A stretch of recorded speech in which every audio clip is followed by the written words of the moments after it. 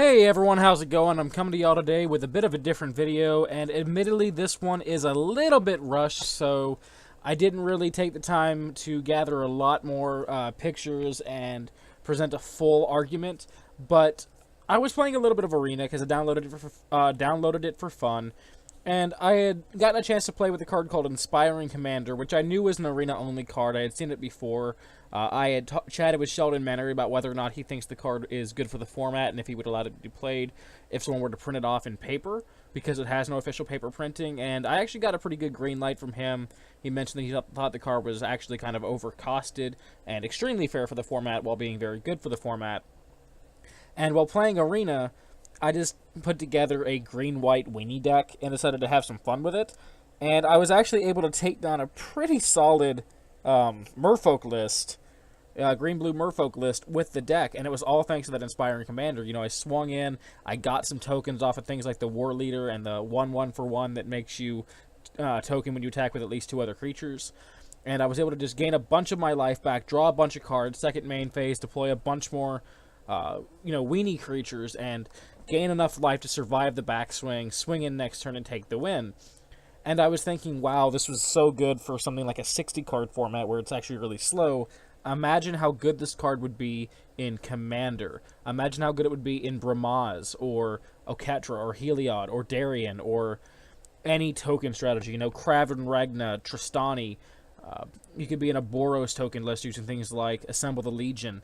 It would just be such a good card in so many different decks that need the card draw, because white really needs the card draw. And I had gone through Blogatog, where Mark Rosewater answers some questions, and I had seen that some people had mentioned, or had asked already, if we would ever see a paper printing of these cards. And the general response was, if there is a demand for them, they can see a paper printing. And I just wanted to make this video, even though I'm a small-time YouTuber, you know, very much a nobody. If you have the ability to, I'm asking that you go to Twitter, go to Facebook, or go to YouTube, you know, whatever the case is, and show that there is demand for this kind of effect. Show that there is demand for these online-only cards in paper. Even though a lot of them are just generic, you know, 2/2 for 2 effects, there are some genuinely good gems thrown in there as well. And, you know, even though these are the only ones we have exclusive on Arena now, there's nothing saying that they can't have more Arena-only cards in the future that may never see paper printings if we don't get this ball rolling now and let them know that we want everything we can possibly get, because there's no such thing as too big of a toolbox. So, you know, gonna go through some images now. This is my Twitter post where I was, you know, letting everyone know, please get the word going. And much to my surprise and much to my delight, Wedge from the Mana Source jumped on board, you know, asking the same thing. Apparently he agrees with me, and I'm very happy to see that. I'm trying to get as many of the big guys on board as possible, since I feel WotC will listen to them a little easier. But I also want all the, you know, the little guys like me to, you know, push a little bit, push as hard as you can, and see if we can't just get this to become a thing, because the format needs it. Here's a couple other cards that are in the list. I'll actually go over here to the one I was wanting to talk about first, Inspiring Commander. 1/4 for 6. Another creature with power 2 or less enters, you gain 1 life and draw a card. Super, super good for token decks. Yes, 6 mana is a lot, but remember, Soul of the Harvest and Primordial Sage see play in Commander anyways in the right deck. And those cards can't even draw off your tokens, and the cards you're drawing off of, more often than not, are power 2 or less.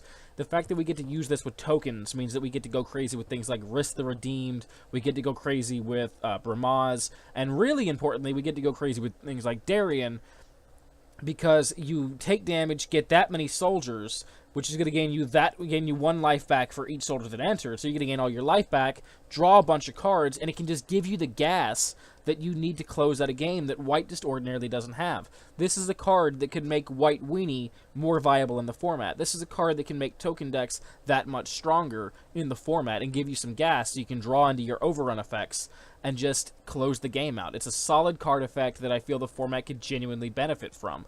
I took this idea to Facebook a while back, to the Commander pages, and I'll admit I was openly ridiculed and mocked for thinking that a card like this could do well in the format, but I stand by my decision, in my opinion.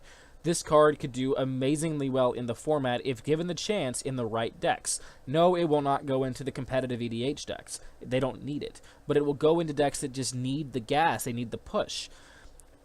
The fact that you can tutor for it with Imperial Recruiter just makes it that much better. The fact that it is a 1/4 is actually good for it, because you can pay 1 and draw off Mentor the Meek from the card itself, so it synergizes with our other draw effects in white. And it is a soldier, so it has some soldier synergies there, which makes it viable for soldier tribal in Commander. We can get a little bit of synergistic play going off of that, just based off his creature type. It's also a human, so that's also worth noting for the Sigarda, Heron's Grace players.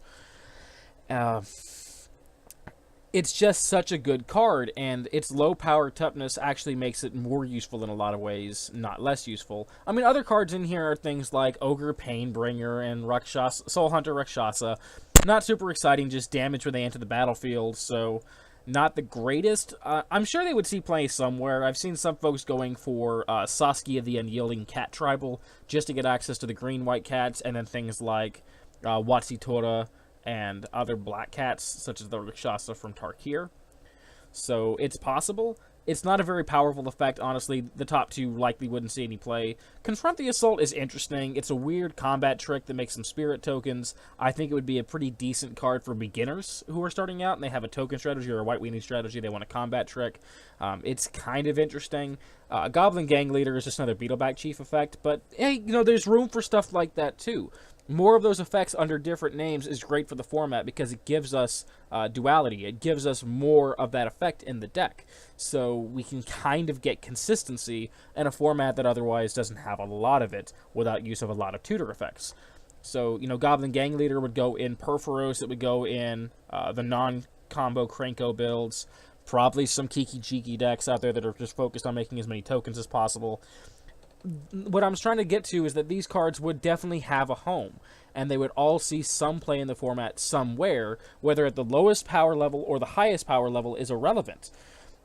Because it's not just about, the format of Commander is not just about winning as fast as possible and building the best decks, it's about building the decks that you enjoy the most, that you enjoy playing the most, that you connect to the most, and even if that's all the way down at kitchen table levels, or all the way up to, you know, Prosh Food Chain and Tazri Food Chain up at the CDH world, there's nothing wrong with that. Every card can have a home in a deck in the format, and having more cards, regardless of how weak some of them may be, can never do any harm to the format. It can only ever benefit the format in that way. So please, I'm asking everyone watching this video, take to Twitter tagging Morrow, take to Facebook, take to YouTube, take to any social media you can to reach out to Mark Rosewater and Wizards of the Coast and let them know that we want these cards in paper. It literally doesn't hurt. It takes a little bit of your time. I understand if you don't have time to do so, but anyone willing, anyone interested, please let your voice be heard and help get these cards into the hands of players who can use them.